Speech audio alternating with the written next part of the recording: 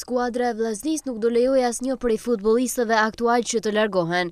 Pavarësisht ofertave dhe interesimit që kanë ekipet të ndryshme për lojtarët kuqeblu, burime pranë drejtuesve të klubit bëjnë me dije se kanë blinduar të gjithë emrat, të cilët janë lakuar ditët e fundit. Në këtë mënyrë, pavarësisht ofertave që mund të ketë mbrojtësi Ditmar Bicaj, burime pranë krerëve të klubit Vllaznia shprehen se është një lojtar kyç në mbrojtje dhe do vijojë të jetë pjesë e Vllaznisë. Po ashtu, pavarësisht dëshirës së përsëritur që skuadra e Partizanit tregon për Ardit Krymin, një prej më të mirëve tek ekipi shkodran, ai nuk do lejohet që të largohet duke qenë se ka të nënshkruar edhe një kontratë afatgjatë. Krymi është ndër lojtarët më të mirë që ka shpërthyer këtë sezon dhe në këtë mënyrë trajneri Armando Cungu në një bisedë me drejtuesit ka kërkuar që mes fushorit të mos lejohet që të shkojë në asnjë ekip.